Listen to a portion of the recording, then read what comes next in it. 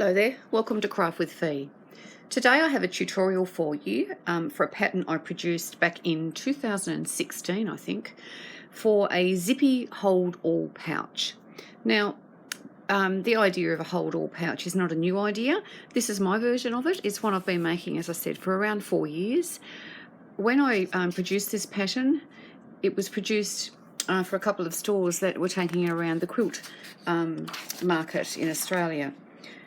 So I had done a step-by-step photographic tutorial throughout the pattern, but to accompany it this time I'm going to be doing a step-by-step video so that it makes it even easier for you. So let me just grab the pattern and get the list of requirements and I'll show you what you need. So to begin with, you need 2 rectangles of your fabric. Now I'm going to be doing mine all in the one fabric. In this original pattern, if I can get the picture up again for you here, you can see that I used 2 different fabrics here, and then I of course used a contrasting zip, but you know, that's entirely up to you. So the 2 pieces of fabric that you need, they need to be cut to measure 8 inches by 10 inches. So you have your 2 pieces there. So you have those 2. Then you will also need a piece of quilt bashing, which is also 8 by 10. And what you're going to do with that is you're going to form a sandwich. So if I can just get my fingers to work, we're going to place our piece of quilt bashing inside like that. And then we're going to place this piece on top in a moment. But I'm just going to pop it off to one side for a moment, those other 2 pieces, and just leave the top piece there. Now you're also going to need to cut a piece of binding, which is 2.5 inches wide. Now I've done mine by the width of the fabric because I'm using meterage of my fabric, but if you're using a fat quarter, you'll need to cut 2 pieces from the longest side of your fat quarter at 2.5 inches, and then you'll need to join them. The instructions for joining them is in the pattern. So that's your binding. And then you're going to need to cut 2 other pieces. You need to cut a 4-inch strip and then cross cut another piece which is 10 inches by 4 inches. So that's this piece here. So 4 inches by 10. Then you'll need to cut another piece which is 2.5 inches by 10. And then, because this has got a clear front, I have a piece of clear plastic. Now this is the plastic that you can buy from the hardware store or your local craft store.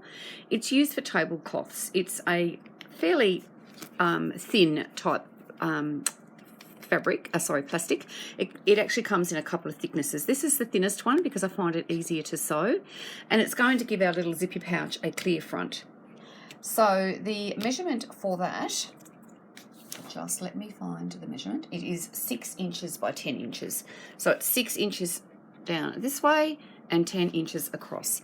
So essentially that is going to be the front of your little bag there.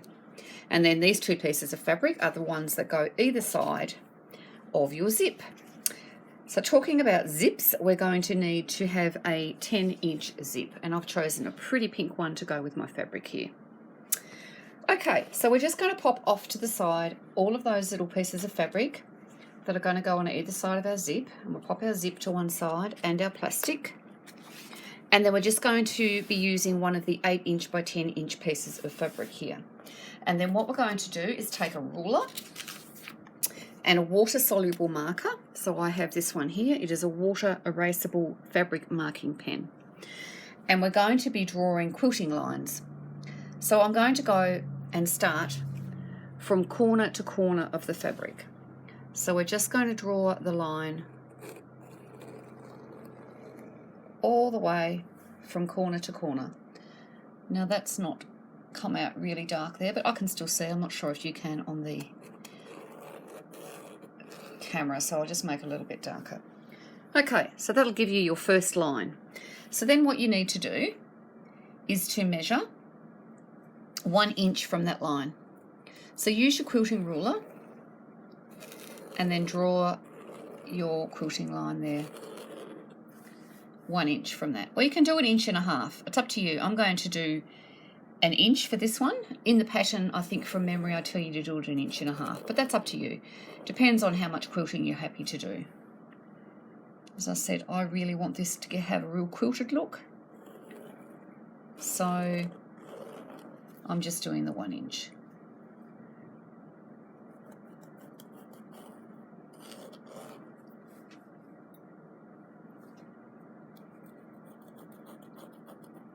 Okay, so once you've gone from one side, then you just need to flip your fabric and then go 1 inch from that all the way along.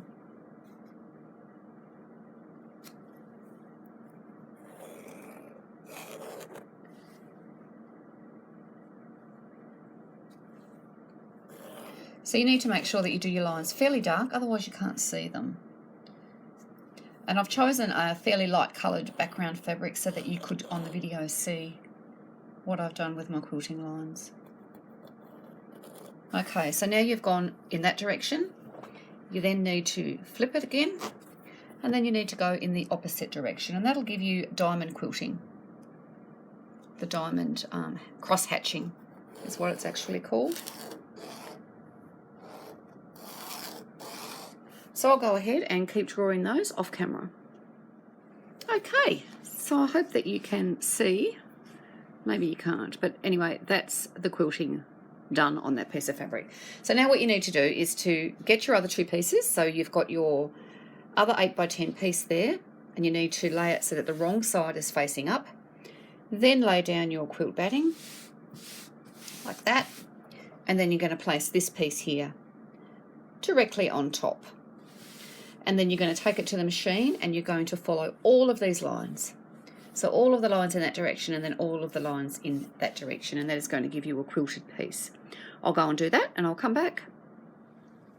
Okay, so there we have our piece. I have used a damp cloth and I've taken off all of the quilting markings. Now some of them may come back, and I can see a couple there that have just started to come back a little bit. So you can just keep doing it with a damp cloth if you want, or you can use that side as the back of your bag and you can get them off later. Just use your warm iron just to press it to dry off your fabric from using your damp cloth. Now what I want you to do is to take your piece of binding fabric and then I want you to iron it. So what I do to start off the beginning of my binding is I fold my first piece up to the raw edge like so.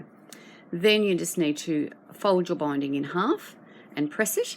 Now what this gives me is a starting point for me to be able to tuck the end tail into, but I'll show you that when we get to it. So just take your piece of binding fabric, iron it in half all the way to the end, and then you can just pop that off to one side. And I'm just going to fold it up neatly and pop it away for a second. Then I want you to take that piece of fabric which is 2.5 inches by 10 inches. So that is this piece here, and I want you to fold it in half and press. So you effectively have it folded in half and press like so. Then I want you to take the 4-inch piece by 10 inch and I want you to fold over 1/4 inch on the 10-inch sides and press, and then I want you to fold it in half like that. And then what we're going to do is I'm going to show you a very quick and easy way, which is not frightening, to insert your zip. So what we're going to do is we're going to just lay this piece of fabric, the 4 by 10, which is folded in half. We want the folded side of that fabric.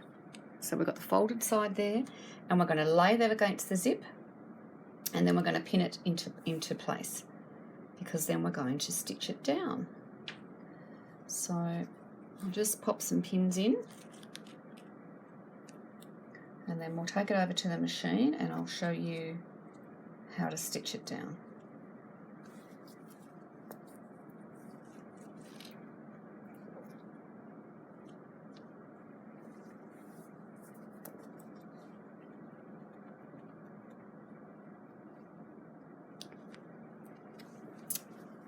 So that's how it's going to look. Okay, so you're going to need to put a 1/4 inch foot on your machine. You can see my 1/4 inch foot is there. And you're going to run that 1/4 inch foot down the side of the zip so that you have a nice even seam. So we'll just do this Nice and slow just to start off. And you can just see that that foot is following the zip. So it actually gives it a path. You can see the path that it's taking. I didn't hold my tail back, but that's okay. We can fix that up shortly. So you just, this doesn't need to be a race, just go nice and slow.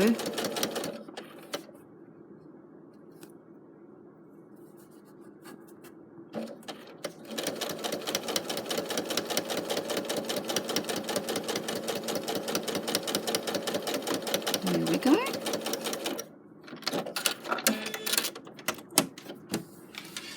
And there you have your zip sewn in with a beautiful seam there. I'll just move that tail out the way, which is a bit naughty.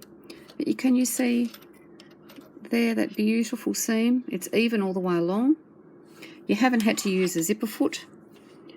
I'm just going to trim off our excess cotton there. And then we're going to do the same thing on the other side. We're going to pop our 2.5 inch width piece, which is folded. We're going to use the folded edge and we're going to put it directly opposite our other piece there. So same thing, we'll use pins. Just use some pins.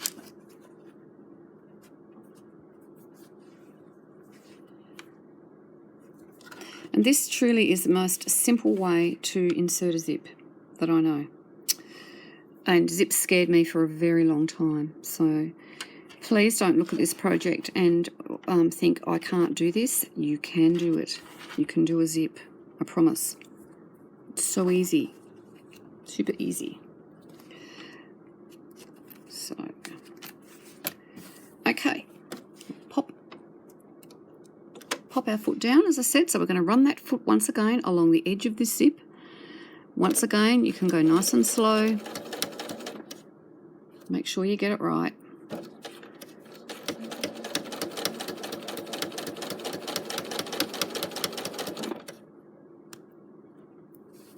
As I said, other people might have different ways of putting in zips, but for me, this is the easiest and less scary way. And it gives you a nice, neat finish, and at the end of the day, that's all you need. Now, the foot may push the fabric out from the zip a little bit. That's fine if it does that, because as long as it's even, as long as it does it all the way, then that's fine.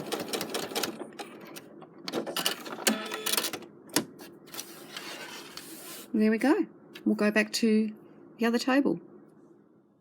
Okay, that wasn't too scary, was it? There you go. You have a beautiful, neat finish there. So now what we're going to do is we're going to take this piece of plastic and you're going to fold up your 10-inch piece so that inside here you have your folded sides, and we're going to push that piece of plastic up into there so that it meets that sewing line, and then we're going to sew 1/4 inch down from the line there. Now you can pop a pin in there. I've left my pins at the sewing machine, but I'm going to pop my pins in up through here so that it's not going to get in the way of my sewing foot, because we're going to sew along the edge, along the edge of that fabric. Some of my pins aren't very sharp. Anyway, 2 pins is enough, so we'll take it back to the machine and we will sew along here to insert our plastic.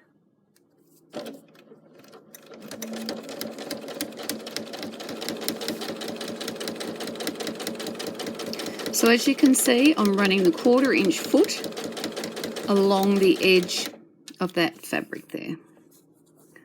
So I'll just take that pin out because I think it's given me a bit of a crease.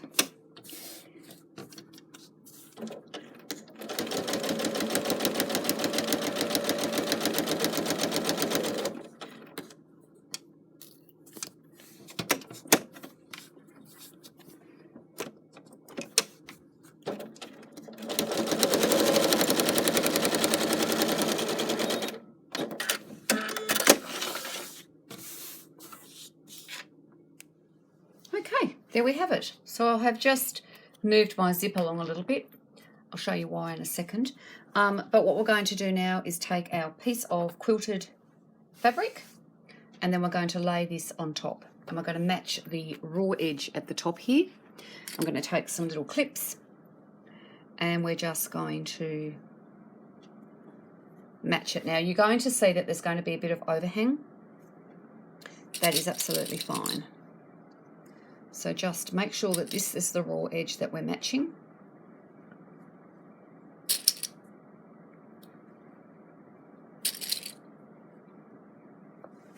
Okay, now if you turn that over, as I say, you'll see that there's a little bit of overhang here and a little bit on the plastic, depending on how you went with your 1/4 inch seam. I might just move that along a little bit for mine. But you can just trim that down now to match. So if you just go ahead now and trim, I might just pop a couple of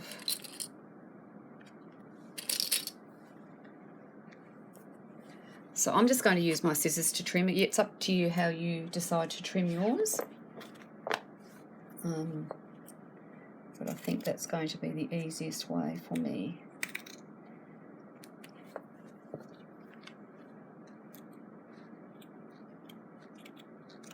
Just be careful doing that zip, because you have got that metal piece there which is going to be cut off.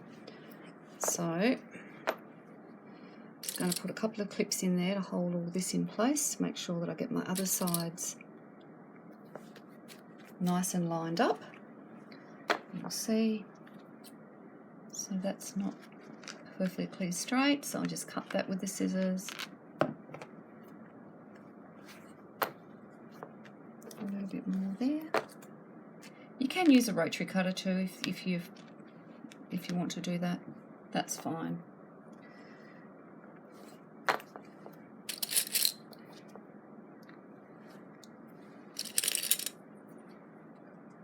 Okay, and now back to this final side here, and I just need to trim off the edge of this zip. And you can see that's why I moved my zip along a little bit. You can stick a pin in there, which I might do, just to hold those couple of pieces of zip together there like that. So if you can see that I've just popped a pin in there just to hold that. And so what we're going to do now is we're going to sew our binding down. So we're going to decide where we're going to start stitching from. And for me, I'm going to start stitching down the bottom here. So we'll just move our clip to there. And just start clipping on your binding. And then I'll take you back to the machine and show you how I stitch my binding down. Okay, so we're going to use our 1/4 inch foot. Move our cottons to the back here. We're going to use our 1/4 inch foot, and we are going to start sewing at the start of our fold there. So it doesn't matter if it's not right at the start, that's fine, we can pick that up later, but we're just going to start stitching down. Now when you're working with plastic, it may blunt your needle, so when you go to do another project, just keep that in mind. But you might find, which I do, when I make these, I make lots of them at once, but it depends, I suppose, on whether or not you've enjoyed the process. So we're just going to stitch it down. I just like to remove my little clips as I go. Now, one of my pet hates with quilting and sewing things like this is people say there's a right and a wrong way to do things. The right way to do it is the way that you do it. So this is how I do my biased corners. I stop stitching about, I'll show you how whereabouts it is, but I'm not sure of the measurement. I don't know how far that even is. Can you see that there? I've stopped stitching there. So it's probably, I don't know, 1/2 inch maybe. So I stop at about that, and then what I do if I can just move my clips out of the way and show you on screen, is I then like to fold up my fabric and finger press it so that it meets that corner there like that. And then I bring it back down so it's on right angles like that. So in underneath there you've got this fold, if you can see that. And so then I will clip my next side. So use my clips. Now this is going to be the side where you've got your end of your zipper, so you need to go quite slow over that area because it's going to be bumpy. So then I will start right at the top here to make sure that I get that corner in. So once again, I'm going to go 1/4 of an inch from your raw edge. We'll do it forward stitches and then we're going to do a few back stitches just to make sure that our corner is going to be sewn down nice and tight. And just keep working your way along the side here.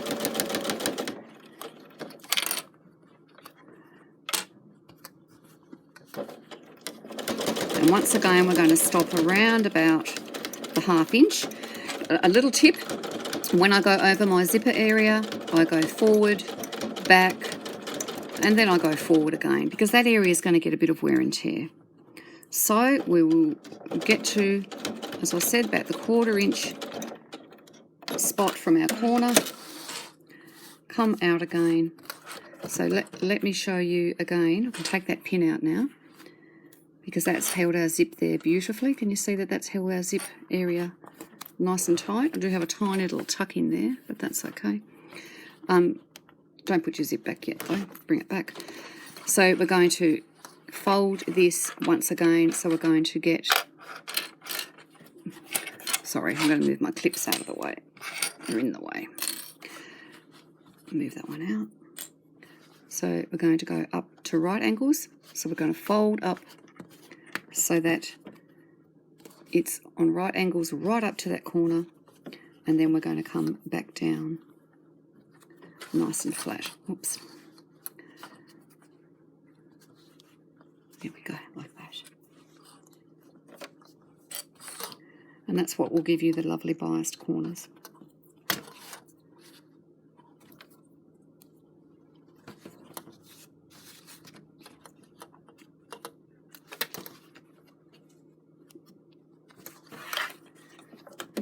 This is going to be the longest side that you've stitched so far because you started halfway along or 3/4 of the way along the bottom.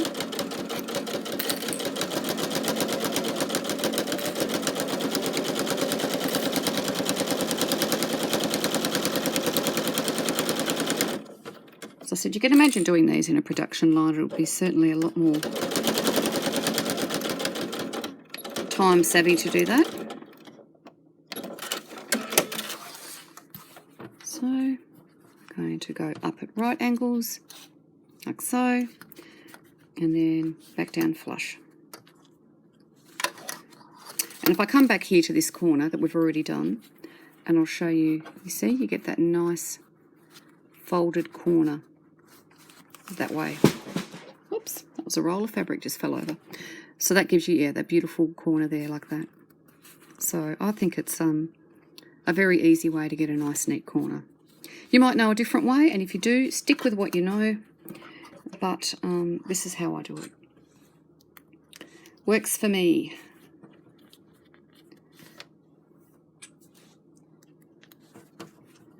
Okay, so this is this last small side.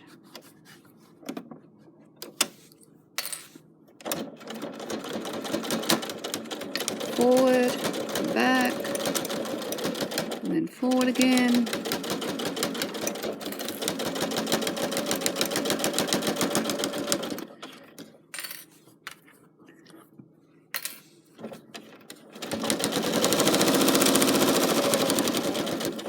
So we're going to stop, as I said, about that 1/4 inch. Okay. Now comes our tuck technique. So we're just going to do our folded edge like we would, So we're going to just do that bias corner, and then we're going to, I might cut this so that you can see. If I can just measure it.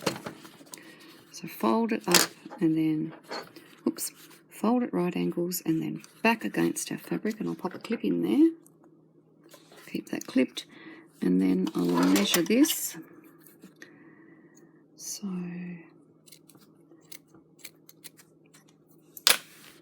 okay, so what we're going to do is we're going to actually tuck that. Oops, can you see? I'm going to tuck that down inside there. Like that. Can you see that that's in underneath? We've actually tucked our piece of bias inside our fold. So we'll start stitching from the corner. Whoops. My machine is tending to grab at the corners. I think that might be a Janome trend. I just need to use my scissors here just to poke this little bit in here. I've cut it just a tad too long. I'm just going to cut a teeny tiny bit of that off.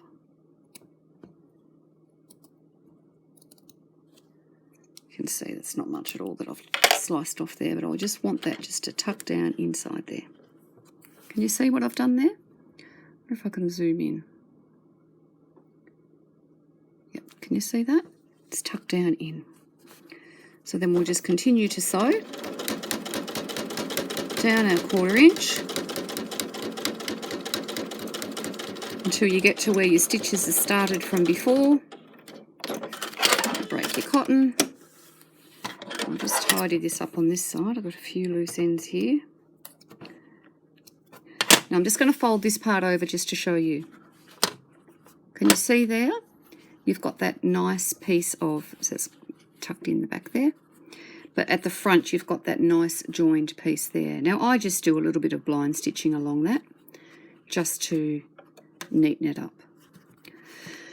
Okay, we'll take you back over to the sewing desk and show you the last stage. Okay, so it looks pretty fugly like this, but what we're going to do now is we're going to fold over our binding. So we're going to fold it over to the back. We're going to clip it with our clips all the way. Just making sure you can see what I'm doing. So I like to make sure that it's even front and back. Now you can of course machine stitch this down if you wish. I much prefer to hand stitch down. Now when you get to your corners here like this, you're going to do exactly the same thing that you did at the front. You're going to have that piece there like so, and then you're going to fold over your corner so that it meets there on a right angle like that. See? Just fold it down, and then that gives you that beautiful boxed in neat corner. Just stick a clip on that, and that will make sure that it stays nice and neat for you. But as I said, if you wish to machine stitch down, you can, not a problem. So this is the piece that we had to tuck in. So we just tuck it in there like that.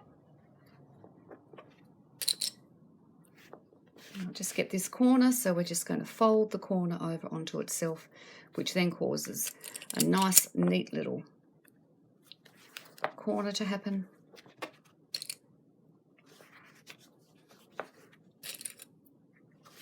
Same thing, fold our corner down, stick a clip on.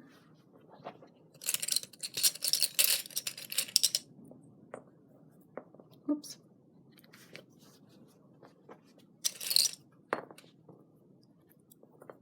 Little thumbs.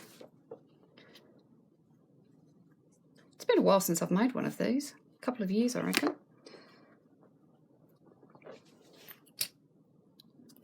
There we go. So now we're going, as I said, we're going to hand stitch all of this down. But then you're going to end up with your zippy pouch.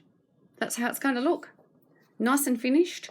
I think they're gorgeous. I think they're a great accompaniment for your sewing kit. You can keep your projects in there, everything in the one project. You can, of course, make it larger.